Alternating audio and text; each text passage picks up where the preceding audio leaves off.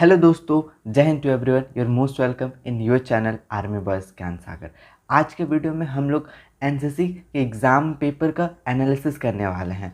आप अगर B certificate या सी सर्टिफिकेट की तैयारी कर रहे हैं तो आप ये वीडियो ज़रूर देखें। इससे आपको एनसीसी के में आने वाले क्वेश्चन के बारे में पता चलेगा कि एग्ज़ाम में किस तरह का क्वेश्चन आता है एंड कैसे आंसर करना है। इस वीडियो को लास्ट तक ज़रूर देखें, आपको बहुत कुछ सीखने को मिलेगा। लेकिन हमारा हिंदुस्तान जिंदाबाद था, जिंदाबाद है और जिंदाबाद रहेगा। हिंदुस्तान जिंदाबाद। Let's start the video. सबसे पहले आप यहाँ देख सकते हैं, यहाँ पर कैडेट का डिटेल भरना है। आप अपना जो डिटेल भरना है आप आराम से भर सकते हैं। टाइम 3 आवर्स है। मैक्सिमम रिटर्न मार्क्स कितना है? 350 का रिटर्न होता है एंड 150 का प्रैक्टिकल होता है। आइए आप देखते हैं किस तरह का सब्जेक्ट या फिर पेपर रहता है एग्ज़ाम का। सबसे पहले आप देख सकते हैं paper 1, paper 2 and paper 3 and paper 4। NCC का एग्ज़ाम इस 4 पेपर में रहता है। पेपर 1 में ड्रिल रहता है जो आपका 80 + 90 मार्क्स का होता है। पेपर 2 में वेपन ट्रेनिंग एंड फायरिंग रहता है। थर्ड में मिसलेनियस में इतने सारे टॉपिक का एक साथ पूछा जाता है 200 मार्क्स का। नेक्स्ट पेपर 4 है स्पेशलाइज सब्जेक्ट। मैप रीडिंग हो गया, FCBC इसी पेपर 4 में मिलेंगे आपको। ओके, एंड आप देख सकते हैं टोटल 350 एंड प्रैक्टिकल का 150 मिला के वो 500 आपका टोटल मार्क्स होता है एनसीसी का। Okay, let's start the question. सबसे पहले हम लोग देखते हैं पार्ट वन या फिर बोल सकते हैं कॉमन सिलेबस भी इसको बोलते हैं। पार्ट 1 में क्या है? ड्रिल से कितना मार्क्स का पूछा गया? 10 मार्क्स का आपके एग्जाम में आएगा ड्रिल से। सबसे पहला question fill in the blanks रहता है। इसमें बहुत आसान क्वेश्चन बेसिक से रहते हैं। In guard mounting cadets fall in dash line. Guard जब होता है उसमें कैडेट कितने लाइन में खड़े रहते हैं? कितने लाइन में खड़े रहते हैं? 2 लाइन में खड़े रहते हैं। एक पहले वाला लाइन में 5 कैडेट एंड उस सेकंड वाला लाइन में 3 कैडेट रहते हैं। और टोटल कितना कैडेट गार्ड माउंटेनिंग में रहते हैं? 8 कैडेट। ओके, नेक्स्ट तेज चाल। इन तेज चाल 3 टाइप्स ऑफ सैल्यूट आर। दाहिने सैल्यूट होते हैं, एक सामने सैल्यूट, एक बाएं सैल्यूट। ओके, कितने तरह के सैल्यूट होते हैं? दाहिने सैल्यूट, सामने सैल्यूट, बाएं सैल्यूट तेज चाल में। Next national salute is given to. National salute किसे दिया जाता है? एक फ्लैग को देते हैं, प्रेसिडेंट को देते हैं और स्टेट के गवर्नर को हम लोग नेशनल सैल्यूट देते हैं। Okay, and a word of command consist 2 parts. एक वर्ड ऑफ कमांड कितने भाग में रहता है? वर्ड ऑफ कमांड 2 भाग में रहता है, एक क्वेश्चनरी एंड एग्जीक्यूटिव। क्वेश्चनरी को हम लोग बोल सकते हैं चेतावनी, एक लिख सकते हैं चेतावनी, एंड एक होता है कार्यवाही। ओके, एंड नेक्स्ट क्वेश्चन बगल शस्त्र is completed in dash moment. बगल शस्त्र कितने मोमेंट में कंप्लीट होता? कितने मोमेंट में? 2 मोमेंट पे होता है। ओके, अगर आप राइफल ड्रिल करते हैं तो आपको ये आंसर पता होगा। बगल शस्त्र में पहला जब कमांड आता है तब आप अपने गन को अपने बगल के सामने रखते हो, पकड़ते हो एंड दूसरा कमांड पे अपना हैंड डाउन करते हो। तो इस 2 मोमेंट में बगल शस्त्र कंप्लीट हो जाता है। Next 2 types of drill are. Drill के कितने प्रकार होते हैं? 2, open drill and close drill. Okay, next in about turn a cadet turns at dash degree angle. मतलब पीछे मुड़ में कैडेट कितना डिग्री मुड़ता है? 180 डिग्री। ओके, नेक्स्ट अब पेपर 1 में बस 10 नंबर का ही आएगा आपका ड्रिल, और आपका 80 मार्क्स का होता है ड्रिल जो प्रैक्टिकल होता है। नेक्स्ट अब पेपर 2 स्टार्ट होता है वेपन ट्रेनिंग एंड फायरिंग से टोटल 35 मार्क्स का पूछा जाएगा और ये बी सर्टिफिकेट में। Okay, fill in the blanks. A rifle is loaded when there is a round in the chamber. जब चेम्बर में बुलेट जाता है तभी हम लोग मानते हैं कि राइफल लोडेड है। Second question effective range of 5.56 mm INSAS rifle का इफेक्टिव रेंज कितना होता है? 400 मीटर्स या फिर यार्ड। ओके, अब नेक्स्ट पेज पे आते हैं, page number 2। SLR stand for. SLR का फुल फॉर्म क्या होता है? Self loading rifle. Next question pull through is use for dash the rifle barrel. Pull through का यूज़ क्यों करते हैं? क्लीनिंग के लिए, फिर सफाई के लिए। ओके, नेक्स्ट LMG कितने भागों में खुलता है? 5 ग्रुप में LMG खुलता है। But group, piston group, body group, barrel group and और एक ग्रुप होता है। 5 ग्रुप में LMG खुलता है। Next effective range of .22 rifle is 25 metre. कितना होता है .22 राइफल की effective range? 25 metre. Next calibre of INSAS rifle 5.56 mm। Okay, next, weight of 7.62 mm SLR is 5.1 kg। ये है, मैंने लिखा हूँ लोडेड है, ओके, ये लोडेड आंसर है। Okay, next, effective range of 9 mm carbine machine gun is 100 metre. Okay, next, muzzle velocity of 7.62 mm SLR, SLR का मजल वेलोसिटी कितना होता है?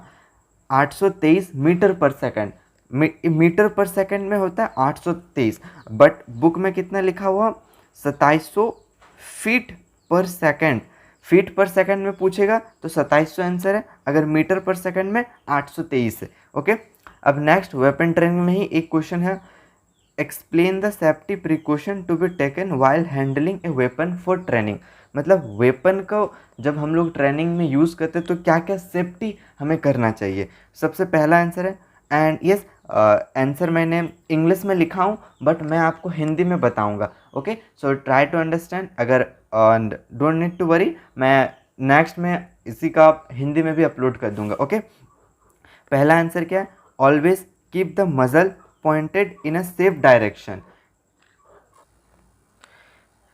क्या करना? मजल हमेशा एक सेफ डायरेक्शन में पॉइंटेड होना चाहिए। वेपन हमेशा अनलोड होना चाहिए। Okay, next, be sure of your target and what's beyond it. Target का पता होना चाहिए एंड उसके आसपास क्या है वो भी पता होना चाहिए। Next, correct ammunition. Correct ammunition use करना है। लाइक 5.56 mm इंसास चला रहे हो आप, आर SLR का एम्यूनेशन लेके जा रहे हो तो नहीं होगा ना इसमें।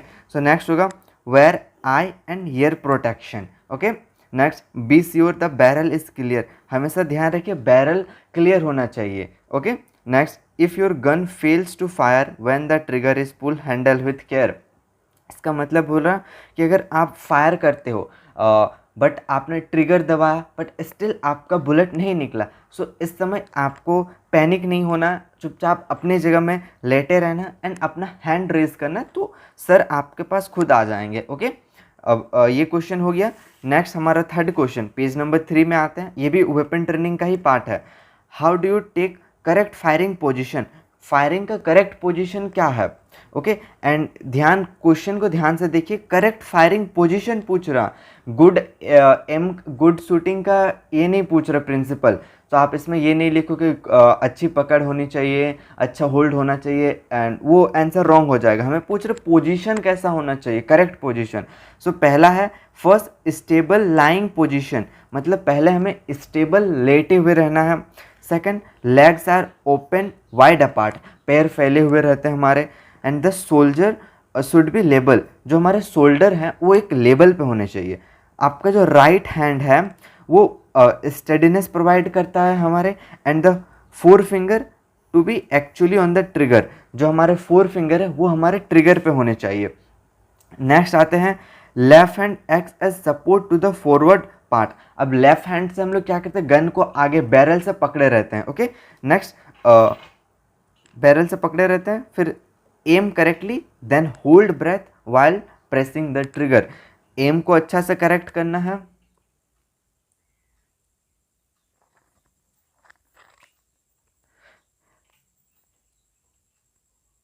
M correctly then hold breath while pressing the trigger. Aim को अच्छा से करेक्ट करना है अपना, जब फायर करने वाले हैं, ट्रिगर पुल करने वाले हैं, तब हमको सांस थोड़ा देर के लिए रोक देना है। Next question, what do you understand by grouping fire. Grouping fire से मतलब क्या होता है? हम लोग जो फायर करते हैं एनसीसी में उसको कहते हैं ग्रुपिंग फायर। आइए देखते हैं। In grouping fire a collection of shots fire at the same point of aim with minimum disturbance. क्या बोला? ग्रुपिंग फायर में हम लोग एक सेम पॉइंट पे फायर करते हैं with minimum disturbance. Okay, and distance between is the firer and aim is 25 yards. हमारे और जो हाँ फायर कर रहे हैं वहाँ का डिस्टेंस कितना रहता है? 25 यार्ड रहता है। ओके, एंड हम लोग बेसिकली ग्रुपिंग फायर में 5 बुलेट्स को फायर करते हैं। ओके, ये सारे पॉइंट क्लियर हैं, एंड ट्राई कीजिएगा अपना आंसर पॉइंट वाइज लिखने का। Next, paper third. और ये जो पेपर थर्ड होता है ये सबसे लाइक वास्ट होता है, लेंदी भी होता है। इसमें 200 मार्क्स का क्वेश्चन पूछा जाता है पेपर थर्ड से, तो आपको इसको सावधानी से सॉल्व करना है। आइए देखते हैं। सबसे पहले द एनसीसी जर्नल, ये बी सर्टिफिकेट का, इसलिए ये एनसीसी से क्वेश्चन पूछ रहा है, सी में ये क्वेश्चन नहीं आएगा। ये वाला क्वेश्चन बेसिकली क्या है, एनसीसी सॉन्ग लिखना है। एनसीसी सॉन्ग बी के लिए इंपॉर्टेंट है, सी में इंपॉर्टेंट नहीं है। सो आप ये एनसीसी सॉन्ग अपने से लिख सकते हैं। ये 5 एंड जब आप पार्ट 3 सॉल्व करेंगे आपको मार्क्स का भी ध्यान में रखना, जितना मार्क्स का पूछा उतना ही लिखना है। 5 मार्क्स का ये सॉन्ग आधा मैंने लिखा हूँ, पूरा लिखने की जगह ही नहीं मिला है। ओके, तो आप भी इस तरह का लिख सकते हैं अब एनसीसी सॉन्ग। नेक्स्ट क्वेश्चन देखते हैं कहाँ से पूछ रहा है, नेशनल इंटीग्रेशन एंड अवेयरनेस। क्या से, नेशनल इंटीग्रेशन और अवेयरनेस से कितना मार्क्स का पूछ रहा है, 30 मार्क्स का क्वेश्चन यहाँ से आ रहा है।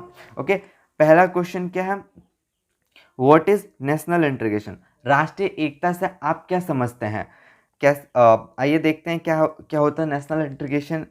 National integration is the awareness of A common identity amongst the citizen of a country. National integration मतलब हम लोग इंडिया में हम लोग यूनिटी इन डाइवर्सिटी है, अनेकता में एकता है, एंड फिर भी हम लोग एक जैसा फील करते हैं, उसी को हम लोग राष्ट्रीय एकता कहते हैं। ओके, नेक्स्ट अब नेशनल इंटीग्रेशन क्या रिफ़र करता है, यूनिटी को रिफ़र करता है। Help in the progress of the country, अगर नेशनल इंटीग्रेशन होगा हमारे कंट्री में तो प्रोग्रेस होगा हमारे कंट्री का। It makes the country more stronger, और सब कोई अगर एक साथ रहेंगे तो कंट्री और ज़्यादा स्ट्रॉन्ग रहता है। Okay, next culture and religious development, अगर सारे एक साथ हैं कोई झगड़ा नहीं होगा तो सारे रिलीजन सारे कल्चर फलेंगे और फूलेंगे। ओके, नेक्स्ट क्वेश्चन है write down factor affecting national integration. अब हमें लिखना है कि नेशनल इंटीग्रेशन को क्या इफ़ेक्ट करता है, किस वजह से नेशनल इंटीग्रेशन घटता है या उसके कारण। आंसर कितना मार्क्स का, 10 मार्क्स का लिखना है, थोड़ा बड़ा होगा। बेसिकली इस क्वेश्चन का 6 पॉइंट में आंसर होता है कि क्या क्या इफेक्ट करता है नेशनल इंटीग्रेशन को। सबसे पहले देखते हैं language, blind love towards own language, अपने लैंग्वेज को बहुत ज़्यादा लव करना, पसंद करना और दूसरे को नीचा दिखाना, दूसरे को कम समझना, ये एक रीज़न है जिसकी वजह से नेशनल इंटीग्रेशन को इफ़ेक्ट हो सकता है। एंड हमारा लैंग्वेज ना डिवाइडिंग के बजाय एक यूनिफाइंग फोर्स होना चाहिए, मतलब सबको मिलाना चाहिए लैंग्वेज। नेक्स्ट है कास्टिज्म। नेक्स्ट है कास्टिज्म या फिर जातिवादी, the feeling of belonging to an upper caste and hatred for the lower caste, ये फील करना कि मेरा कास्ट सबसे ऊपर का नीचे का, ये एक फैक्टर है जो नेशनल इंटीग्रेशन को इफेक्ट करता है। नेक्स्ट है इलिटरेसी, मतलब अनपढ़ बोल सकते हो, कम मतलब पढ़ना लिखना नहीं होता। Okay, education make man civilise. Okay, एक जिसको शिक्षा रहता है वो आदमी एक अलग होता है, जो अनपढ़ रहता है वो आदमी अलग तरह के रहते हैं। इन इंडिया का जो टोटल पॉपुलेशन है उसमें से हाफ पॉपुलेशन तो लाइक इलिटरेट हैं, बिकॉज और एक रीज़न होता है illiterate people get brain wash easily. Illiterate people का ब्रेन वॉश बहुत जल्दी किया जाता है, उनमें किसी को प्रोटेस्ट करने, कोई किसी को भड़काने के लिए बहुत जल्दी वो लोग ब्रेन वॉश हो जाते हैं। नेक्स्ट होता है कम्युनलिज्म।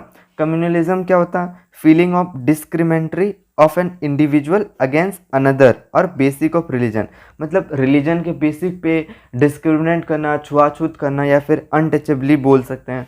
नेक्स्ट इसी क्वेश्चन का और एक लिख सकते हैं हम लोग रीजनलिज्म। रीजनलिज्म, इंडिया एक बहुत बड़ा कंट्री है, इसमें कोई लोग बोलते हैं कि मेरा स्टेट अच्छा है, कोई बोलते हैं मेरा स्टेट अच्छा है, इस वजह से भी कभी कभार फाइट हो जाते हैं, वायलेंस हो जाते हैं। Next extremism. Extremist movement are another challenge to national integration. Extremist movement मतलब बहुत सारे मास मूवमेंट या फिर वायलेंस होते रहते हैं, आए दिन सुनने को मिलते हैं, वो भी नेशनल इंटीग्रेशन को बहुत ज़्यादा इफेक्ट कर रहे हैं। ये 6 पॉइंट है जो नेशनल इंटीग्रेशन को इफेक्ट करते हैं। Next, write down the role of NCC cadet in national building. National building या फिर नेशनल इंटीग्रेशन को बनाए रखने के लिए एनसीसी कैडेट का क्या योगदान है। और ये देखिए 10 मार्क्स का पूछा और इतना छोटा सा जगह कैसे लिखोगे, जितना पॉसिबल हुआ मैंने लिखा हूँ, आप भी ट्राई कीजिएगा। एंड डोंट वरी, सी में थोड़ा ज़्यादा जगह दिया रहता है। NCC cadet contributes to the progress of the country. NCC cadet होते हैं कंट्री के प्रोग्रेस में अपना योगदान देते हैं। फिर क्या करते हैं एनसीसी कैडेट, अवेयर करते हैं लोगों को क्लीननेस के लिए, सेल्फ डिफेंस के लिए सिखाते हैं, प्लांटेशन, ट्री प्लांटेशन करते हैं, ब्लड डोनेशन, इस तरह से एनसीसी कैडेट देश में योगदान देते हैं। नेक्स्ट, मेंटेन द यूनिटी को मेंटेन करते हैं कैडेट, क्योंकि एनसीसी का मोटो ही है यूनिटी एंड डिसिप्लिन। एंड वो एक गुड ह्यूमन बींग बन के रहते हैं और दूसरे को भी ये सिखाते हैं। हेल्प करते हैं दोस्तों के एंड नीडी पीपल जिसको ज़रूरत होता है एनसीसी कैडेट। एंड करप्शन को डिस्करेज करते हैं। Okay, participate in sport, yoga, personal health में, अपने हेल्थ में स्पोर्ट योगा में पार्टिसिपेट करके अपने देश का नाम रोशन करते हैं NCC cadet. And do healthy politics, and वो हेल्थी पॉलिटिक्स भी सीखते हैं अपने कॉलेज में। इस तरह से एनसीसी कैडेट नेशन बिल्डिंग में अपना योगदान देते हैं। अब नेक्स्ट क्वेश्चन है पर्सनालिटी डेवलपमेंट। इससे 65 मार्क्स का क्वेश्चन पूछा जा रहा है बी सर्टिफिकेट में। And that's why I said ना, जो पेपर 3 होता है थोड़ा लेंदी पेपर होता है। अभी तो इसमें आपको ये 10 मार्क्स का क्वेश्चन पूछ रहा है, ये क्वेश्चन 10 मार्क्स का। वहीं अगर सी में जाओगे तो यही सेम क्वेश्चन आपको 2 मार्क्स का पूछेगा, और आपको इसी तरह से और 5 क्वेश्चन दे देगा 2-2 मार्क्स का। सो सी में ये पेपर और थोड़ा लेंदी हो जाता है। आइए बी का देखते हैं। Right down the factor influence shaping personality, मतलब पर्सनालिटी को क्या क्या कारण प्रभावित करते हैं, इफेक्ट करते हैं। सो पहला कारण हेरिडिटी। हेरिडिटी मतलब आपका लाइक जन्म से, वो भी इफेक्ट करता है आपके पर्सनालिटी को। कल्चर, आप किस कल्चर में रहते हो वो इफेक्ट करता है। इन्वायरमेंट, आपका आसपास कैसा है। ओके, एंड बहुत लोग इंग्लिश इसलिए भी नहीं बोल पाते, हम इंडियन इंग्लिश बोलने में या फिर दिक्कत होता है हमें, क्योंकि हम लोग का इन्वायरमेंट नहीं है इंग्लिश का, हमारे आसपास के लोग इंग्लिश में नहीं बोलते, इस वजह से हम लोग को इंग्लिश बोलने में दिक्कत होता है। तो अगर आप इंग्लिश बोलना चाहते हैं और एक अच्छे इंग्लिश क्लासेस की तलाश कर रहे हैं तो आप स्पीकिसी ऑनलाइन क्लासेस ज्वाइन कर सकते हैं, जहां पर आपको डेली बेसिस पर गूगल मीट में क्लासेस, इंग्लिश ग्रामर, वोकेबलरी और साथ ही साथ 1-to-1 डिस्कशन एंड डिबेट करने का मौका मिलता है। नेक्स्ट है सोशल फैक्टर्स। फैमिली, हमारा स्कूल भी हमारा इम्पॉर्टेंट रोल प्ले करता है पर्सनालिटी पे। मीडिया हो गया, मीडिया में हम लोग जो देखते हैं उस तरह से हम लोग लाइक सीखते हैं। एंड ओके, पेरेंट्स बहुत ही इंपॉर्टेंट रोल प्ले करते हैं हमारे पर्सनालिटी में, जैसा पेरेंट्स का पर्सनालिटी वही हम लोग सीखते हैं बचपन में। अपना फिजिकल, हमारा अगर अपना फिजिकल अच्छा है तो हम लोग ज़्यादा कॉन्फिडेंस महसूस करते हैं। ओके, नेक्स्ट लर्निंग इन्वायरमेंट होता है, ऑनेस्टी होना चाहिए होता है, एंड इमोशन। इसी तरह नेक्स्ट क्वेश्चन क्या है, write down 5 characteristic of the creative person. Creative person के कुछ गुण लिखना है। एक तो वो क्यूरियस होते हैं, उत्सुक रहते हैं, हमेशा ओपन माइंडेड रहते हैं। नेक्स्ट इंडिपेंडेंट रहते हैं, अपने पे डिपेंड करते हैं, किसी पे डिपेंडेंट नहीं रहते। वो रिस्क टेकिंग रहते हैं क्यूरियस लोग, अपने risk always the take risk. Next passionate होते हैं, जो भी वो चाहते हैं वो काम वो करके रहते हैं। नेक्स्ट एनर्जेटिक लोग रहते हैं क्रिएटिव माइंड वाले। पॉजिटिव उनका एटीट्यूड रहता है, कोई भी काम करते हैं पॉजिटिव एटीट्यूड के साथ। स्ट्रॉन्ग मोटिवेशन रहता है उनका कोई काम करने का। डिटर्मिनेशन रहता है एंड रेशनल थिंकिंग, वो सब तरीके से सोच लेते हैं। ओके, ये सारे कैरेक्टरिस्टिक हैं एंड क्रिएटिव पर्सन का 10 मार्क्स का है, मैंने 10 पॉइंट लिखे हैं, आप और भी कुछ ऐड कर सकते हैं अपने से। ओके, आइए देखते हैं नेक्स्ट क्वेश्चन क्या है। Write down the duties of good citizen. एक अच्छे नागरिक का क्या कर्तव्य होता है। आप इसमें जितने भी फंडामेंटल ड्यूटीज़ हैं ना हमारे, वे सारे लिख सकते हैं। जितने भी फंडामेंटल ड्यूटीज़ हैं वो सारे आप इसमें लिख सकते हैं। Okay, we must respect national flag, national anthem and song. हमारे नेशनल फ्लैग, एंथम और सॉन्ग को रिस्पेक्ट करना चाहिए। लॉ को फॉलो करना चाहिए कंट्री का। कंट्री के जितने भी हो गए लाइक यूनिटी एंड इंटीग्रिटी को मेंटेन करना चाहिए, कंट्री को, अपने कंट्री का प्रोटेक्ट करना चाहिए एनिमी से। एंड पब्लिक प्रॉपर्टी का रक्षा करना। सर्विस बिफोर सेल्फ बहुत इंपॉर्टेंट है अब एनसीसी कैडेट के लिए जो फ्यूचर में आर्मी, एयरफोर्स, नेवी ज्वाइन करना चाहते हैं। Developing the spirit of brotherhood, brotherhood की भावना को बढ़ाना होता है, भाईचारे की। Next, preserve the culture, culture को बचाए रखना, जो हमारे हेरिटेज में है उसको प्रोटेक्ट करना, नेचर को प्रोटेक्ट करना। सपोर्ट नोबल आइडियाज़, जो भी हमारे प्रीवियस साइंटिस्ट ने या फिर फ्रीडम फाइटर के आइडियाज़ को हम लोग को सपोर्ट करना है। अब नेक्स्ट क्वेश्चन क्या है, principle of time management, and 10 marks का पूछा। क्या क्या है टाइम मैनेजमेंट का, आप अपने से भी कुछ भी ऐड कर सकते हैं। ओके। एक होता है ऑर्गेनाइज योर वर्क, सारे वर्क को ऑर्गेनाइज करना कि इस टाइम पे ये करना, आज ये काम करना, उस तरह से ऑर्गेनाइज करना। Develop a personal sense of time, अपना एक सेंस ऑफ टाइम होना चाहिए कि अगर कोई काम आपने इस समय पे सोचा, अगर उस समय पे नहीं कर पाए तो आपको थोड़ा लाइक ख़राब लगना चाहिए क्योंकि आपने काम नहीं कर पाया। Next, identify long term goals को आइडेंटिफाई करना है एंड उस हिसाब से मेहनत करना। Concentration on high return activities पे ज़्यादा फोकस करना है। Next, make the best use of your best time, जो भी टाइम मिलता है आपको उसका बेस्ट यूज़ करना है। यानी ऐसा नहीं कि आप पढ़ाई करने के टाइम फ़ोन चला रहे हो, so then nothing will happen. Organise paper work, okay. Manage meeting, अपने मीटिंग्स को मैनेज कीजिए। मेंटेन योर हेल्थ, साथ ही साथ अपने हेल्थ को भी मेंटेन करना, रनिंग जाना है, वॉकिंग करना है, ओके। अब next question, what is motivation? ये क्वेश्चन बहुत बार पूछा जाता है, BC में दोनों जगह इंपॉर्टेंट है, 5 मार्क्स का। क्या है motivation? Is the word derive from the word motive. Motivation किस वर्ड से बना है? मोटिव से बना हुआ है, ओके। नेक्स्ट, मोटिवेशन क्यों क्या मीन्स होता है? इसका मतलब होता है needs, desire, wants with in the individual, मतलब किसी इंडिविजुअल के अंदर में कोई डिज़ायर होना, कोई कुछ किसी चीज़ का चाहने के लिए लाइक उससे मोटिवेशन पैदा होता है। नेक्स्ट, अब ये एक प्रोसेस होता है of stimulating people to action to accomplish the goal. Motivation एक प्रोसेस होता है किसी मतलब कैडेट या किसी भी लोगों के अंदर पे, अगर मोटिवेशन हो जिससे मोटिवेशन एक ऐसा प्रोसेस होता है जो हमारे कामों गोल को अचीव करने में आसानी बना देता है, ओके। ये था मोटिवेशन। अब क्या है next question, stress management technique. Stress management technique क्या है? कितना मार्क्स का? 10 मार्क्स का क्वेश्चन है। क्या है स्ट्रेस मैनेजमेंट? स्ट्रेस कब होता है? जब हम लोग बहुत ज़्यादा सोचते हैं, बहुत ज़्यादा काम करते हैं, तब हमको स्ट्रेस होता है। आइए देखते हैं स्ट्रेस को हम लोग कैसे मैनेज कर सकते हैं। पहला, टेक डीप ब्रेथ, पहले तो एक लंबी सी सांस लीजिए and second, take it out, उसमें आराम से एक्सहेल कर दीजिए। टेक अ ब्रेक, आप कोई काम कर रहे हो, पढ़ाई कर रहे हो या फिर कोई भी जॉब करते हो, सो वहाँ से ब्रेक ले लीजिए थोड़े दिन के लिए। मूव योर बॉडी, अपने बॉडी को मूव कीजिए, फिजिकल वर्क कीजिए। Create a quite place in your mind, अपने माइंड को शांत रहिए। बहुत बार होता है ना हमारा माइंड इधर उधर भटकते रहता है, उस वजह से हमें स्ट्रेस आ जाता है। So create a quiet place. Pay attention to the physical comfort. Stress किस लिए आता है? जब हम लोग ज़्यादा काम करते हैं, सो नहीं पाते हैं, तो हम लोग को ज़्यादा स्ट्रेस आ जाता है, तब फिजिकल कंफर्ट लीजिए, आराम कीजिए, वर्क को छोड़ दीजिए, आराम कीजिए। Next, take care of your body, अपने बॉडी का देखभाल कीजिए। नेक्स्ट, लाफ एट अवे, हंसते रहिए। ये लाफिंग एक बहुत अच्छा एक्सरसाइज होता है। एंड नेक्स्ट क्या है, टॉक लेस लिसन मोर। ये तो लाइफ का भी सिस्टम होना चाहिए, बोलिए कम ज़्यादा सुनिए। मैनेज योर टाइम, टाइम को मैनेज कीजिए। अभी से हम लोग ने सीखा यहाँ पर टाइम मैनेजमेंट, ओके।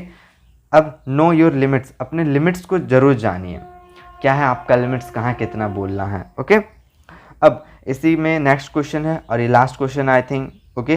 क्या है, what is a moral value? Write down 4 cardinal virtues. Moral value, नैतिक वैल्यू क्या होता है, ओके। एंड ये 10 मार्क्स का पूछा है। मोरल वैल्यू क्या है? ये एक गाइडलाइंस है जो हम लोग को हेल्प करता है कि ये सही है या ये गलत है, ये बताने में ये हेल्प करता है, ये मोरल वैल्यूज़, ओके। अब कुछ कार्डिनल पॉइंट या फिर मानवीय मूल्य बोल सकते हैं। क्या है? करेज हो गया, जस्टिस हो गया, wisdom, peace and non violence हो गया, ट्रस्ट बनाए रखना चाहिए हमें, रिस्पेक्ट करें हम बड़ों का, अफेक्शन, लव, केयर, गाइडेंस देना सबको, ग्लोरी, ऑनेस्टी एंड लॉयलिटी करना है, ओके। इसी तरह अगर आप देख सकते हैं, जैसे मेरा यहाँ थोड़ा मिस्टेक हुआ था, अगर आपका भी मिस्टेक होता एग्जाम में, जस्ट एक लाइन खींचना है, नहीं कि पूरा गोल नहीं करना है, जस्ट एक लाइन खींचना है, ओके। नेक्स्ट, अब नेक्स्ट टॉपिक क्या है? लीडरशिप का। लीडरशिप भी इसी के अंदर पे आता है, पर्सनालिटी डेवलपमेंट में ही लीडरशिप को मिला के 75 नंबर का क्वेश्चन पूछा जाता है 20 सर्टिफिकेट में। अब लीडरशिप में बहुत ईजी क्वेश्चन आते हैं। ट्रेड्स ऑफ लीडरशिप, मतलब लीडरशिप या फिर नेता का मुख्य विशेषता क्या होना चाहिए?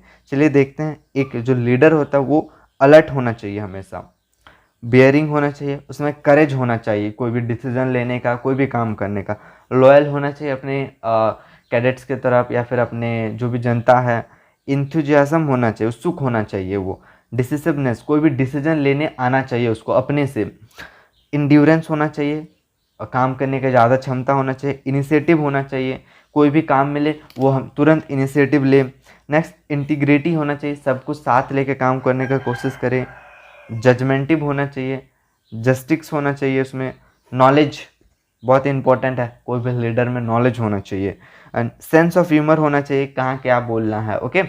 पेशेंस होना चाहिए हर एक में, लीडर हो या फिर कैडेट्स हो, सब में पेशेंस होना चाहिए, सेल्फ कॉन्फिडेंस होना चाहिए, एंड अनसेल्फिशनेस। ये सारे लीडरशिप के कुछ क्वालिटी हैं जो हर एक कैडेट्स में या फिर हर एक लीडर पे होना चाहिए। एंड नेक्स्ट क्वेश्चन क्या है, ओके, अब नेक्स्ट आ जाता है डिजास्टर मैनेजमेंट।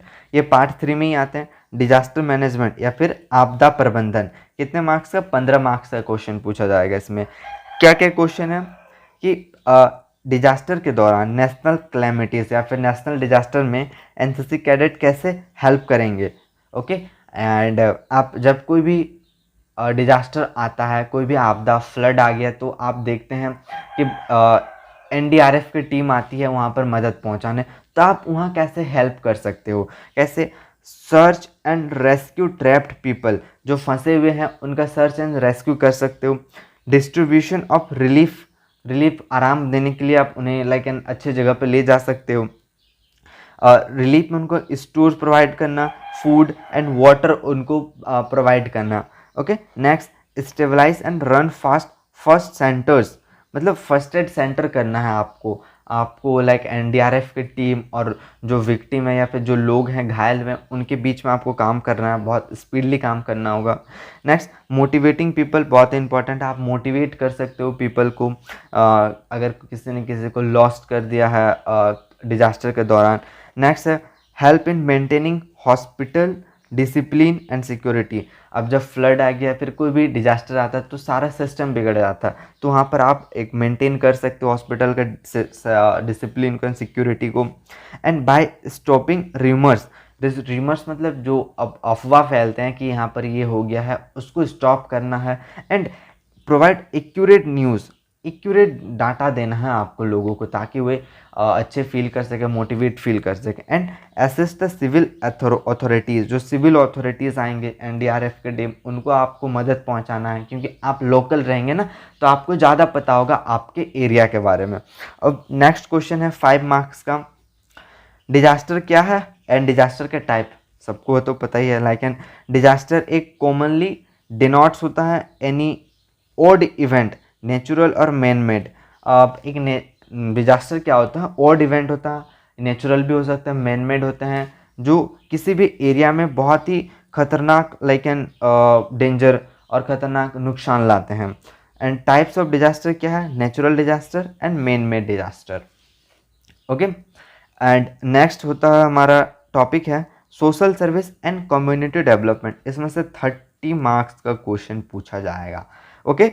पहला क्वेश्चन है write down short note on Beti Bachao Beti Padhao. इस तरह का क्वेश्चन बहुत मिलेगा आपको, बेटी बचाओ बेटी पढ़ाओ, स्पेशली बी में भी और सी में भी, तो ये सारे ध्यान से देख लीजिएगा। क्या है? Beti Bachao Beti Padhao, BBBP was launch by PM। किसने लॉन्च किया था? PM ने लॉन्च किया था। कब? 22 जनवरी 2015 को। कहाँ पर? पानीपत, हरियाणा। एक पॉइंट हो गया। नेक्स्ट, ये एक सोशल कैंपेन है। क्या था कैंपेन में? क्या बोला गया था? Save girl child and educate girl child. Girls child को सेव करेंगे एंड उनको पढ़ाएंगे। नेक्स्ट, इसका एम क्या था? क्रिएट अवेयरनेस क्रिएट करना, ओके। अवेयरनेस क्रिएट करना गर्ल्स में एंड उनको वेलफेयर या फिर जितने भी लाइक एंड गवर्नमेंट का पॉलिसी स्कीम आता है उनको ज़्यादा लाभान्वित करना है गर्ल्स को, ओके। नेक्स्ट है it was launch for controlling child sex ratio. Child sex ratio को कंट्रोल करने के लिए बेटी बचाओ बेटी पढ़ाओ को लॉन्च किया गया था, क्योंकि गांव तरफ में बच्चों को बहुत जल्दी शादी दे रहे थे, इसी वजह से ये भी एक लॉन्च किया गया था। नेक्स्ट क्वेश्चन है 23 number, what are the various type of social service. Social service के क्या क्या टाइप होते हैं?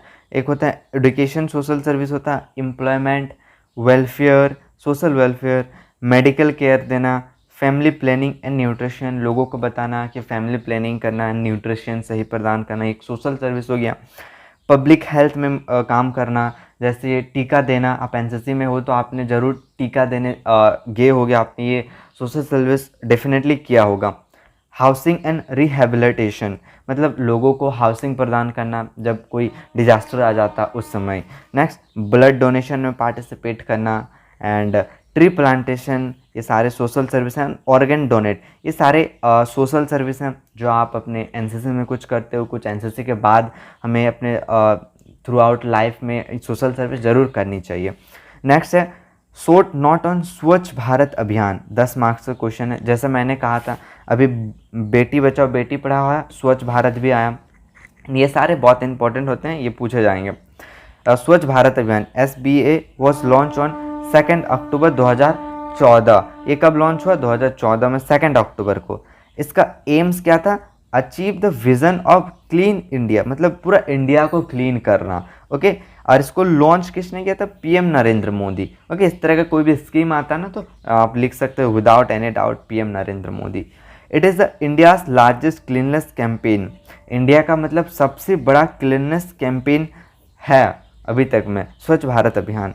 क्लीन, इसमें क्या किसको किसको क्लीन करते थे? स्टेट को क्लीन करते थे, बिल्डिंग्स हो गया, पब्लिक प्लेसेस, विलेज हो गया, सबको क्लीन किया जाता था। एंड जो गार्बेज, जो कचरा होता था उसको रोड पे फेंकना अलाउ नहीं था।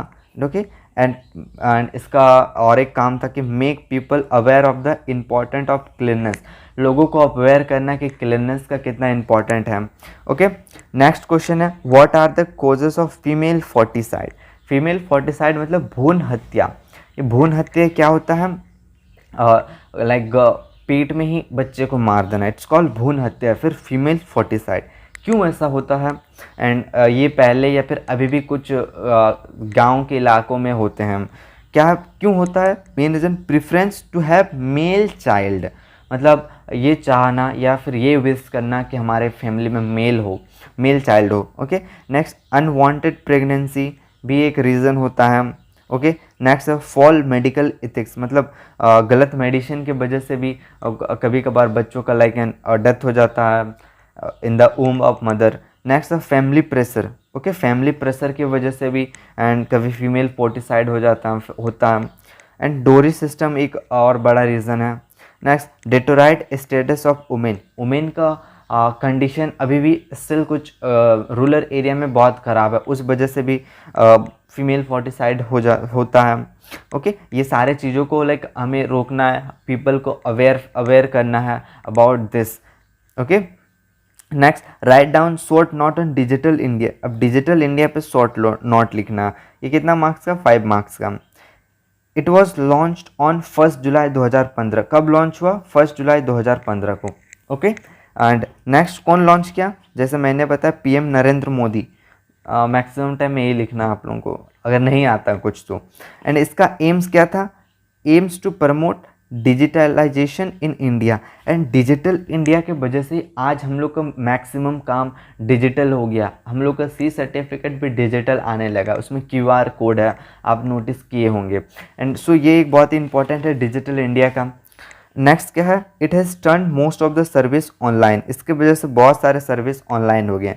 अब इतने छोटी सी जगह में 5 नंबर का पूछा, मैंने 4 पॉइंट लिखा, आप अपने से आपको अगर जगह बड़ा मिलता आप और भी पॉइंट ऐड कर सकते हैं। नेक्स्ट 27 नंबर, अब यह टॉपिक स्टार्ट हो जाता है हेल्थ एंड हाइजीन। ओके, इसमें से कितना मार्क्स का पूछा जाएगा? 25 मार्क्स का क्वेश्चन आएगा B सर्टिफिकेट में। ओके, पहला क्वेश्चन क्या? What is a first aid, प्राथमिक उपचार क्या है? First aid is a first and immediate assist, मतलब जो पहला उपचार है, कोई भी घाव हो गया, कोई भी इंजरी हो गई, उसमें से जो पहला काम करते हैं ना हम लोग, डेटॉल लगाते हैं, पट्टी बांधते हैं, वो that is called first aid. Next, और ये कब कर सकते हैं? छोटा घाव में या फिर थोड़ी सीरियस इलनेस पे भी हम लोग, इंजरी पे भी हम लोग ये कर सकते हैं। फर्स्ट एड करके ही हमें हॉस्पिटल जाना चाहिए अगर कोई इंजरी हुआ है छोटा मोटा। And it has the 3 AIIMS, और इस फर्स्ट एड के 3 एम होता है। क्या एम होता है? प्रिजर्व लाइफ को बचाना, प्रिवेंट फर्दर इंजरी को रोकना, ओके, प्रमोट रिकवरी, मतलब अगर आपको चोट लगा, एंड आपने घर में ही फर्स्ट एड कर लिया, डिटॉल लगा लिया, पट्टी बांध लिया, आपने ब्लडिंग को रोक लिया, सो आपने प्रिवेंट फर्दर इंजरी को रोक लिया, सो आप अभी जल्दी ठीक हो सकते हो। उसके बाद आप कहीं नियर के मेडिकल या फिर क्लिनिक में जाके अपना मेडिसिन ले सकते हो। तो ये है फर्स्ट एड। नेक्स्ट क्या है, what are the first aid treatment for snake bite. अगर स्नैक काट लेता तो क्या हमको फर्स्ट एड करना है। ओके, पहले make the victim lie down comfortably, उसको आराम से मतलब लेटा देना है। नेक्स्ट, उसको मोटिवेट करना है, बिकॉज मैक्सिमम जो डेथ होते हैं ना पीपल का डर की वजह से होता है। सो उसको पहले उसको मोटिवेट करना है। नेक्स्ट क्या है, apply a pressure bandage above the bitten place, जहाँ पर काटा है उसके अबव में प्रेशर बैंडेज लगाना। प्रेशर बैंडेज की जगह आप लाइक कैन कोई रस्सी बांध सकते हो, कुछ भी बांध देना है ऐसा कि वो आपका उंगली भी पार ना है उस रस्सी से। Okay, next, wash the wound with soap and water, जो घाव है उसको वाटर और सोप से धोना है। एंड पेशेंट्स को quickly to the nearest government hospital. आप फर्स्ट एड कर लिए, यहाँ तक आपने फर्स्ट एड किया। फर्स्ट एड के बाद आपको पेशेंट को कहीं गवर्नमेंट हॉस्पिटल में लेके जाना है, फिर कहीं भी हॉस्पिटल में जहाँ पर ट्रीटमेंट होता है। एंड क्या है, डिफाइन पर्सनल हाइजीन। अब पर्सनल हाइजीन क्या होता है, कितना मार्क्स का दिया है, 10 मार्क्स का पूछा है। ओके, आइए देखते हैं, पहले समझते हैं हाइजीन क्या होता है। हाइजीन एक लेकिन साइंस होता है जो अपने आप को स्वस्थ रखना होता है, अपने आप को प्लस अपने जो आसपास के कम्युनिटी को स्वस्थ रखना। अगर आप स्वस्थ रहोगे तो आपका एरिया, आपका कम्युनिटी भी स्वस्थ रहेगा। ओके, एंड ये जो हाइजीन क्या करता है, हेल्प्स करता है हम लोग को डेवलपिंग हेल्थी हैबिट लाने में डेवलप करता है। नेक्स्ट क्या होता है, डेवलपिंग अट्रैक्टिव पर्सनालिटी हम लोग को लाता है। एंड डेवलपिंग इमोशनल स्टेबिलिटी बना देता है हम लोग को हाइजीन, पर्सनल हाइजीन। एंड इसके कुछ ट्रेड्स हैं, मतलब इसके कुछ गुण जो आपको लाइक एंड फॉलो करना चाहिए। क्या क्या है, ब्रश योर टीथ डेली, अपने टीथ को डेली ज़रूर ब्रश कीजिए, ट्वाइस अगर पॉसिबल है। वॉश योर हैंड, अगर कहीं बाहर जा रहे हो, बाहर से आ रहे हो तो वॉश योर हैंड, खाने से पहले wash your hand and wash your hand. Okay, twice I wrote. Take shower daily, हमेशा हमें नहाना चाहिए। ओके, ट्रिम योर नेल्स, अपने नेल को हमेशा काटना चाहिए। एंड अपना हाइजीन करना है। And we should wash our cloth and cover your mouth while sneezing, मतलब जब आप कफिंग करते हो या फिर खांसते हो उस समय अपने माउथ को कवर करना चाहिए। एंड 30 नंबर क्वेश्चन है, कैरेक्टरिस्टिक ऑफ योगा, योगा का क्या महत्वपूर्ण है या फिर गुण है। ये 5 मार्क्स का, हम लोग सब तो योगा करते हैं एंड योगा के बारे में जानते हैं एंड क्या है उसका इंपॉर्टेंस लिखना है। Yoga is defined as Patanjali has 8 components, इसके 8 कंपोनेंट्स होते हैं, मतलब इसके 8 पार्ट बोलो या फिर गुण बोल सकते हैं आप लोग। ओके, पहला क्या है, इथिकल स्टैंडर्ड्स या फिर यामा, सेल्फ डिसिप्लिन लाता है योगा हमारे अंदर पे। एंड ओके, एंड थर्ड है योगिक पोजेस, मतलब जो हम योगा में पोज होता है उससे हम लोग को लाइक बहुत कुछ बेनिफिट होता है हमारे शरीर को। ब्रीथिंग प्रैक्टिस होती है yoga. And withdrawal of the sense, next concentration बढ़ता है योगा से। एंड मेडिटेशन, ट्रांसेंटेशन, ये सारे कैरेक्टरिस्टिक हैं योगा के। ओके, अब नेक्स्ट है adventure training. Okay, adventure training से कितना मार्क्स का पूछा है, 15 मार्क्स का question. Mention any adventure activity carried out in NCC, NCC में कितनी एडवेंचर एक्टिविटीज़ होते हैं वो सारे लिखने हैं। 5 बोला है एंड आप 5 से ज़्यादा भी लिख सकते हो। एंड ज़्यादा लिखोगे तो आपका मार्क्स कटेगा नहीं, अगर आप 5 से कम लिखोगे तो डेफिनेटली कटेगा। तो क्या क्या कोर्स होते हैं, माउंटेनरिंग कोर्स, ट्रैकिंग कोर्स होते हैं, साइकिल एक्सपीडिशन मतलब साइकिल का, parasailing, horse riding, slithering, rafting, river rafting, sailing हो गए, स्कूबा डाइविंग, रॉक क्लाइंबिंग, क्यांग, ये सारे चीज़ आप लिख सकते हो।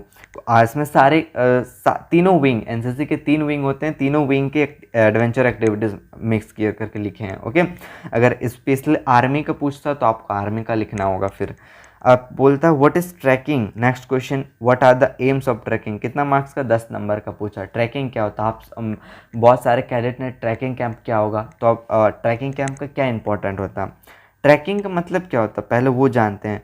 Means make a long and difficult journey, मतलब पहाड़ों पे और उस सब के जर्नी को कैसे जाना, बाय फुट कवर करना, पैदल चल के सारे जर्नी को कवर करना। And walking through dense forest, mountain passes and विलेजों से पास होना। ओके, नेक्स्ट है, अब इसका एम देखते हैं। अब ट्रैकिंग कैंप का क्या क्या एम होता है। ये हमारे अंदर में spirit of adventure and exploration, मतलब खोजने को या फिर उस गुण को बढ़ाता है। एंड डेवलप स्टेमिना इंक्रीज करता है, इंड्योरेंस, सेल्फ कॉन्फिडेंस बढ़ाता है, टीम स्पिरिट सिखाता है ट्रैकिंग कैंप हमें। And develop love for nature, ये लव के प्रति, हमारा नेचर के प्रति लव को बढ़ा देता है ट्रैकिंग कैंप। हम लोग जंगलों में, पहाड़ों, माउंटेन में घूमते हैं। प्रमोट नेशनल इंटीग्रेशन को भी ये प्रमोट करता है। अब नेक्स्ट देखते हैं 32 के बाद 33 क्या है, ऑब्स्टिकल ट्रेनिंग। एक क्वेश्चन आया 7 मार्क्स का, बी का पेपर है ये, और एक बार रिपीट कर दे रहा हूँ। एंड क्या क्या होते हैं ऑब्स्टिकल जो हम लोग को करना होता है एनसीसी में। एक स्ट्रेट बैलेंस है, क्लियर जंप है, zig zag balance, high wall, double ditch, right hand ball, left hand ball, gate vault and ram jump. ये सारे एनसीसी में होने वाले ऑब्स्टिकल ट्रेनिंग है। जब आप टीएससी कैंप, कौन सा कैंप, टीएससी कैंप जब आप करते हो ना, तब आपको ये सारे चीज़ करवाए जाते हैं ड्यूरिंग आपके टीएससी में, जब ये होता है प्रैक्टिस होता है। सो ये था पार्ट 3। यहाँ पर पार्ट 3 कंप्लीट होता है, 200 मार्क्स का होता है। अब हमारा पार्ट 4 स्टार्ट होगा। पार्ट 4 को हम लोग स्पेशलाइज सब्जेक्ट भी बोलते हैं। एंड इसमें 105 मार्क्स का रिटर्न होता है। आइए देखते हैं किस क्या क्या टॉपिक है, क्या क्या क्वेश्चन है, एंड आपको कैसा आंसर देना। आर्म फोर्स से पूछा गया वेरियस आर्मी कमांड, कितने आर्मी कमांड है। ओके, सबसे पहला northern command Udhampur, southern command Pune में है, ईस्टर्न कमांड कोलकाता में है, वेस्टर्न कमांड मतलब वेस्टर्न मतलब पश्चिमी वाला चंडी मंदिर, सेंट्रल कमांड कहाँ है, लखनऊ में, आर्मी ट्रेनिंग कमांड शिमला में है, एंड साउथ वेस्टर्न कमांड कहाँ है, जयपुर में है। ये सारे आर्मी के 7 कमांड है, ये आप रट लें या फिर याद कर लें, बहुत इंपॉर्टेंट है, आपको आगे भी पूछा जाएगा। नेक्स्ट फुल फॉर्म भी बहुत इंपॉर्टेंट है। क्या है, ASC का full form army supply corpse. Okay, CST canteen and store department, DSC defence security corps. Okay, I hope clear है। AAD corps of army air defence है ये। ओके, EME का फुल फॉर्म है electronics and mechanical engineers. AOC army ordinance corps. Okay, MH military hospital, CDS combined defence service. Okay, and यह था arm force का question, 15 marks से complete हुई है, जिसमें आर्मी कमांड और फुल फॉर्म पूछा था। ओके, अब हमारा मैप रीडिंग स्टार्ट होता है। मैप रीडिंग में इस तरह के B सर्टिफिकेट में कन्वेंशनल साइन आते हैं, C में बहुत कम चांस रहता है कि कन्वेंशनल साइन भी पूछे। ओके, टेम्पल का ये है कन्वेंशनल साइन, चर्च आप देख सकते हैं, रेलवे लाइन, पॉन्ड, एंड ये है ब्रिज का कन्वेंशनल साइन। ओके, अब देखते हैं, ये बहुत इंपॉर्टेंट क्वेश्चन है 4B and C। क्या है, 5 parts of prismatic compass. Prismatic compass के 5 पार्ट, नॉच, टंग, लीड या फिर ढक्कन भी जो खुलता है ना ऐसे, prismatic compass, hair line, window, hinge, lubber line, direction mark, arrow head, dial हो गया, रिंग, प्रिज्म। 5 मार्क्स का है। 5 मार्क्स का है मतलब आपको 5 नहीं लिखना है, ऑलमोस्ट आपको 10 तक तो लिख ही देना है। ज़्यादा लिखोगे तो मार्क्स कटेगा नहीं, मिलने का ही ज़्यादा चांस है। ओके, अब आइए देखते हैं नेक्स्ट क्वेश्चन क्या पूछा है मैप रीडिंग से। बैक बेयरिंग निकालना है, सबसे आसान है मैप रीडिंग में। अगर क्या है, अगर ये सारे फॉरवर्ड बेयरिंग दिए हुए हैं और हम लोग को निकालना है बैकवर्ड बेयरिंग। अगर फॉरवर्ड बेयरिंग FB अगर 180 से कम रहा, 180 से कम रहा, तो आपको क्या करना है, बैकवर्ड बेयरिंग में 180 ऐड कर देना है। नहीं समझ में आया? ओके, मैं यहाँ पर आप देख सकते हो एग्जाम्पल, यहाँ कितना 15 डिग्री, फॉरवर्ड बेयरिंग कितना 15 डिग्री। आप अगर बैकवर्ड बेयरिंग जब निकालना है तो इसमें 15 डिग्री प्लस 180 डिग्री आपको ऐड कर देना है। ओके, फॉरवर्ड बेयरिंग में 180 डिग्री ऐड कर देना है, आपका बैकवर्ड बेयरिंग निकल गया। एंड 90 डिग्री फिर कम है, फिर 180 से ऐड कर दिए तो 270 आ गया, 120 डिग्री 300 आ गया, 190 डिग्री। जब फॉरवर्ड बेयरिंग 180 से ज़्यादा रहे फॉरवर्ड बेयरिंग, तो आपको क्या करना है, फॉरवर्ड बेयरिंग में से 180 डिग्री माइनस कर देना है, ये तब आपका बैकवर्ड बेयरिंग निकल जाएगा। अब क्या है, 190 डिग्री है, अब तो ये 180 से ज़्यादा हो गया, बस माइनस कर देना है, 10 डिग्री आ गया, 276 डिग्री। अब 180 से माइनस कर देंगे, 96 डिग्री आ गया। बस ध्यान रखना, अगर फॉरवर्ड बेयरिंग 180 से कम है तो आपको 180 इसमें ऐड करना होगा, अगर 180 से प्लस है तो आपको 180 माइनस करना होगा। अब हमारा टॉपिक है FC and BC, fieldcraft and battlecraft. Question number 1, what are the reason of over estimating distance. हम लोग डिस्टेंस को ज़्यादा क्यों मेज़र कर लेते हैं, क्या क्या रीज़न है। Non ability of proper light, जब लाइट कम है तो डिस्टेंस को हम लोग कम मेज़र कर देते हैं, सॉरी ज़्यादा मेज़र कर देते हैं। अगर सन हमारे जस्ट आइज़ पे है तो डिस्टेंस को हम लोग गलत मेज़र कर देते हैं, ज़्यादा मेज़र हो जाता है हमसे। नेक्स्ट है जजिंग थ्रू वैली, आप अगर एक वैली से मेज़र कर रहे हो तो आप डिस्टेंस को गलत मेज़र कर देते हैं। नेक्स्ट ऑब्जर्वर इन ए लाइंग पोजीशन, अगर आप लेट के अगर मेज़र करोगे तो भी आपका डिस्टेंस ज़्यादा निकल जाता है। And small size of the object, जो ऑब्जेक्ट का आप मेज़र कर रहे हो उसका स्मॉल साइज का होना। ओके, ये सारे रीज़न है डिस्टेंस का ज़्यादा मेजर करना। ओके, अब नेक्स्ट क्वेश्चन है why are object seen, object क्यों दिखाई देते हैं। इसका तो बस बेसिक रूल है 6x + 1m, ये अगर ये याद रखिएगा 6x + 1m। 6s का क्या है फुल फॉर्म, एक एस से शेप आकार, साइन मतलब चमक, शेड मतलब छाया, सरफेस सतह, स्पेसिंग मतलब फासला, एंड सिल्ड आउट आकर्षित रंग, ये है 6s जिसके वजह से वस्तु दिखाई देते हैं। और 1m मूवमेंट हरकत। ओके, आई होप ये क्लियर हो गया होगा कि हमें वस्तु क्यों दिखाई देते हैं।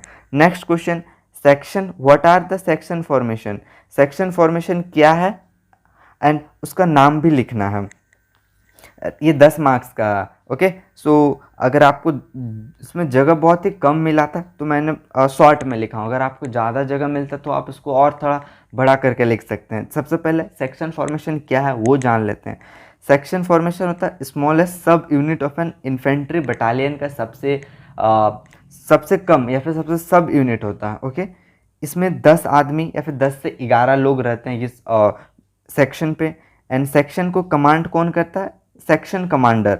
सेक्शन कमांडर सेक्शन को कमांड करता है, उनका रैंक होता है हवलदार का रैंक, जो सेक्शन को कमांड करता है उनका रैंक क्या होता है, हवलदार। ओके, एंड कितने तरह के सेक्शन फॉर्मेशन होते हैं, 6। Single file, file formation, diamond formation, and extend line formation, arrow head formation या स्पेयर हेड फॉर्मेशन। ये 6 तरीके के फॉर्मेशन हो जाते हैं हमारे सेक्शन फॉर्मेशन के। आप इनके बारे में भी डिफाइन कर सकते हो अगर जगह ज़्यादा बड़ा रहता है। नेक्स्ट बहुत ही इंपॉर्टेंट टॉपिक है इन्फेंट्री वेपन। इन्फेंट्री वेपन से भी बहुत क्वेश्चन पूछे जाते हैं 15 मार्क्स का, इसमें से कैडेट लोग ज़्यादा नहीं दे पाते हैं तो इसको ध्यान से दीजिए।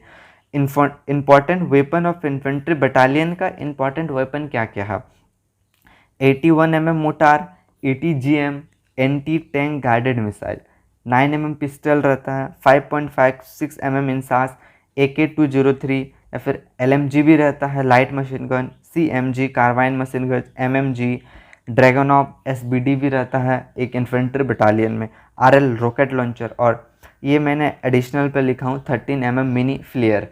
अब ये 10 तक लिखिएगा आपको 10 मार्क्स मिल जाएगा। ओके, एंड अब इसमें फिल इन द ब्लैंक्स भी है। The effective range of INSAS rifle के इफेक्टिव रेंज कितना है, 400 मीटर। ओके, नेक्स्ट कितने तरह के एम्यूनेशन फायर किए जाते हैं इंसास राइफल से, 4 तरह के। जो 84 mm RL है वो कहाँ का बनावट है, स्वीडन से बनाया हुआ है वो। एंड कौन बनाया है, कार्ल गस्टफ। ओके, कहाँ का बनावट है, स्वीडन का। जैसे .22 राइफल यूगोस्लाविया का बनावट है, इसी तरह 84 mm स्वीडन का है। The weight of empty AK-47, खाली AK-47 का वेट होता है 3.47 kg। अब इसको लोडेड कर देते हैं 4.7 kg। एंड कितने ग्रुप्स होते हैं, 7.62 mm LMG में 6 ग्रुप। अब मिलिट्री हिस्ट्री का क्वेश्चन है, 15 मार्क्स का मिलिट्री हिस्ट्री से आता है। एंड क्या क्या क्वेश्चन है, shot not on Maharana Pratap, Maharana Pratap के बारे में लिखना है। ओके, बहुत ही कम जगह था इसलिए मैंने सटा कर लिखा हूँ, so just try to listen. वो क्या थे, एक ग्रेट किंग थे और एक ब्रेव वॉरियर थे। नेक्स्ट, उन्होंने लड़ाई किया मुगल एम्परर अकबर के अगेंस्ट। और वो कभी भी हार नहीं माने मुग़ल एम्परर के अगेंस्ट लड़ते हुए। ओके, एंड उनका जो फेवरेट घोड़ा का नाम था चेतक। ओके, ये हो गया महाराणा प्रताप का। 5 नंबर के लिए इतना ही लिखना है। एंड नेक्स्ट क्वेश्चन क्या है, brief account on Kargil war. Kargil war पे आपको लिखना है। ये सारे वॉर जो इम्पोर्टेंट वॉर लड़े हैं इंडिया में, इसके बारे में पढ़ लीजिएगा, स्पेशली कारगिल वॉर क्या है, ये कब हुआ था, 1999 में Kargil region JNK Jammu and Kashmir में हुआ था। नेक्स्ट, ये जो वॉर स्टार्ट हुआ था 3 मई को हुआ था एंड ख़त्म कब हुआ, 26 जुलाई 1990। इसमें 2 लाख से भी ज़्यादा इंडियन आर्म फोर्सेस ने पार्टिसिपेट किया था। इंडिया शोज़ अपना बहादुरी एंड बहादुरी पूरे वर्ल्ड को दिखाया इस वॉर में। ओके, एंड इस वॉर को जीत गया। 26 जुलाई को हम लोग कारगिल विजय दिवस के रूप में सेलिब्रेट करते हैं। आप इसमें और भी बहुत पॉइंट ऐड कर सकते हो। ये 10 मार्क्स का है और बस इतना छोटा जगह हुआ है, तो आप अगर ज़्यादा जगह मिलता है तो आप बहुत सारे और भी पॉइंट ऐड कर सकते हैं। नेक्स्ट, कॉम्बिनेशन से बहुत ही इंपॉर्टेंट है, इसमें भी 10 मार्क्स का पूछा जाता है। एंड पहला क्वेश्चन क्या है, principle of radio telephony. Radio telephony का क्या सिद्धांत है, ये कैसे काम करता है। वॉइस सिग्नल इसमें भेजा जाता है मोबाइल रेडियो से, जो मोबाइल रेडियो तरह के रहते हैं छोटा, उसमें से वॉइस सिग्नल भेजा जाता है एंड वो एक इलेक्ट्रोमैग्नेटिक वेव के रूप में भेजा जाता है और स्टेशन से इसको लाइक एंड रिसीव किया जाता है जहाँ मेन सेंटर रहता है एंड फिर उसको फॉरवर्डेड किया जाता है थ्रू फोन लाइंस में। यह है रेडियो टेलीफोनी का सिद्धांत। एंड अब कुछ इंपॉर्टेंट है, 7S of radio telephony, 7C जो आपको याद रखना, बस ये भी लिखोगे तो चल जाएगा। क्या क्या, रेडियो में क्लियर होना चाहिए, आपका जो भी मैसेज कर रहे हो वो क्लियर होना चाहिए, करेक्ट होना चाहिए, एंड कंप्लीट होना चाहिए, कॉन्ट्रेट होना चाहिए, कॉन्साइज होना चाहिए, मतलब छोटा होना चाहिए, ज़्यादा बड़ा नहीं, कंसिडर्ड होना चाहिए, ऐसा बोले कि समझ में आना चाहिए, एंड कॉर्टेस होना चाहिए, मतलब इतना भी पूरे ओपन लैंग्वेज में नहीं, कभी कभार मुहावरे या फिर कुछ ऐसे वर्ड का यूज़ करके बोलना चाहिए जिससे कि दुश्मनों को पता ना चले। नेक्स्ट है ये tick the correct option, 6 marks के लिए पूछा है। क्या है, इंफॉर्मेशन हाईवे रिफर, शब्द सूचना राजपथ का मतलब क्या है, none of the above. Okay, आप देख सकते हैं, पढ़ सकते हैं। नेक्स्ट है टर्म मॉडियम स्टैंड फॉर, ये मॉडम किस लिए स्टैंड करता है, मॉड्यूलेटर एंड डीमॉड्यूलेटर।